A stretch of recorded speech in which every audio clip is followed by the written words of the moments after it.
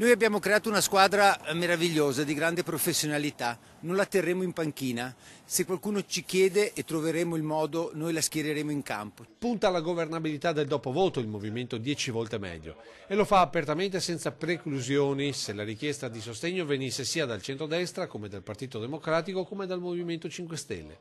Sostegno in cambio di un ruolo decisivo per il governo dell'Italia, tra gli ambiti dove la lista dei professionisti che vogliono cambiare l'Italia si sente particolarmente preparata. Sono il mondo dell'educazione, sono il mondo delle imprese, sono il mondo delle tecnologie. A chi vorrà noi metteremo a disposizione i nostri talenti, la nostra energia, la nostra voglia di persone che si affacciano per la prima volta alla politica.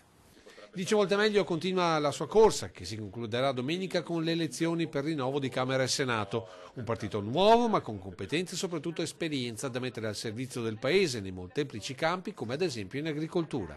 L'agricoltura in Italia ha un enorme potenziale. Ho avuto dei trascorsi in altri settori come quello delle nocciole e credo che ci sia in tantissime regioni italiane, dal nord al sud, delle potenzialità enormi. Anche qui in Veneto può diventare, ad esempio, la nocciola un'alternativa per quello che è anche il mondo del prosecco, che oggi va benissimo. Ci vuole più coraggio, scegliere delle traiettorie, innovare, puntare alle tecnologie e avere coraggio. Il coraggio è uno dei vocaboli del programma di 10 volte meglio, che al centro mette i cittadini.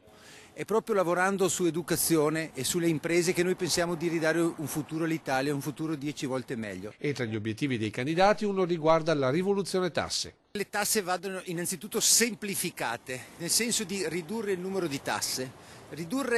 Semplificare significa minori costi per chi gestisce, quindi lo Stato, e minori costi anche per chi deve pagarle, quindi le imprese e quindi i cittadini.